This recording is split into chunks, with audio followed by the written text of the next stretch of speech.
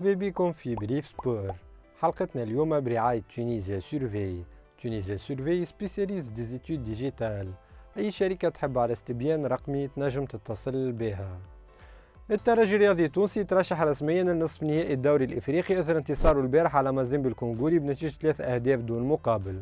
أهداف فريق باب سويقة حمل التوقيع كل من غيث الوهيبي في الدقيقة 45 وسام بوغيرة في الدقيقة 76 والجزائري محمد أمين توغاي في الدقيقة 86.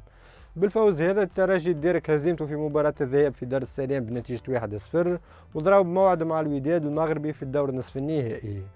الوداد اللي كرر البارح فوزه على انيمبا النيجيري المرة هذه بنتيجة 3-0 في مركب محمد الخامس بالدار البيضاء بعد ما وفيت مباراة الذهاب في نيجيريا بنتيجة 1-0. الترجي الرياضي التونسي ضمن البارح الحصول على مبلغ مالي كبير نظير تأهله إلى نصف النهائي. فريق باب سويقة باش تنتعش الخزائن نتاعو بمبلغ مالي كبير قيمته $1,700,000 من قبل الكاف. هذا باش يلتقي الترجي بالوداد ذهابا في الدار البيضاء بعد غدوة لحد والإياب باش يكون في تونس نهار الأربعاء. الترجي مباشرة بعد تأهله البارح تقدم طلب للجنة تنظيم المسابقة من أجل تأخير موعد مباراة ذهاب نصف النهائي المبرمجة نهار الأحد 29 أكتوبر إلى موعد لاحق بسبب صعوبة تنظيم تنقله إلى المغرب. هيت نعطيكم برنامج مواجهة نصف نهائي السوبر الإفريقي.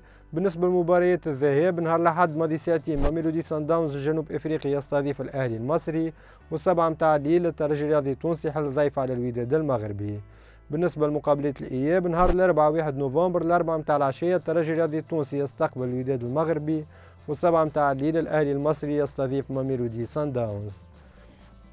نهاية الأسبوع تتلعب مقابلات الجولة الأولى إياب من البطولة الوطنية. هيت نعطيكم البرنامج. بالنسبة لغدوة السبت 28 أكتوبر في المجموعة الأولى ماضي ساعتين ونص النجم الساحلي الأولمبي البيجي الملعب التونسي مستقبل سليمان وفي المجموعة الثانية نادي البنزرتي النادي الصفاقسي. بالنسبة لمقابلات نهار الأحد ماضي ساعتين ونص كذلك في المجموعة الأولى نادي الإفريقي اتحاد بن قردان وفي المجموعة الثانية اتحاد تطاوين نجم المتلوي. هذا باش يتم تعيين مباراة مستقبل المرسى والترجي في موعد لاحق بسبب الالتزامات القارية لفريق باب سويقة. الجامعة التونسية لكرة القدم أصدرت بلاغ أكدت من خلاله مساندة أعضائها للرئيس وديع الجريء على أثر إصدار بطاقة إيداع بالسجن في حقه.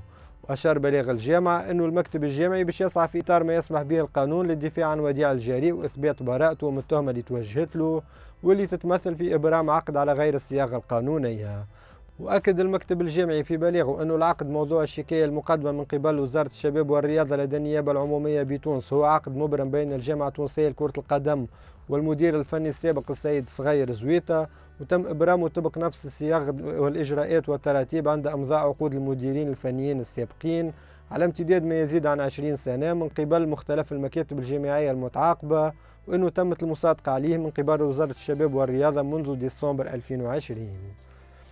نحكيو باسكيت. البارحة تلعبت الدفعة الثانية من مباريات الجولة الثانية للبطولة الوطنية أكابر. هيت نعطيكم النتائج. الزهرة الرياضية انهزمت أمام النجم الرادسي بنتيجة 53-91 والشبيبة الرياضية القيروانية فازت بصعوبة على الملعب النابلي بنتيجة 50-51. نذكروا لنهار الأربعاء تلعبوا 3 مقابلات لحساب الجولة هذه. النجم الساحلي كان انهزم أمام نجم حلق الواد 51-63. النادي الإفريقي انتصر 92-77 أمام شبيبة المنازه. والدالية الرياضية بقرنباليا خسرت على ميدانها أمام الاتحاد المنستيري بنتيجة 70-73.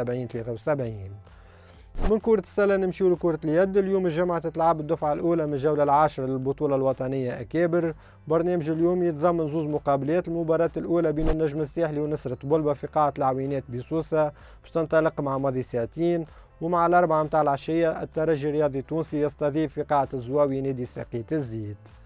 نختموا الريبريك متاعنا بكرة القدم الأوروبية. هيت نعطيكم برنامج أبرز المواجهات اللي باش تتلعب نهاية الأسبوع. بالنسبة لغدوة السبت في الليغا الإسبانية ماضي 3 وربع كلاسيكو الأرض بين برشلونة وضيفه ريال مدريد.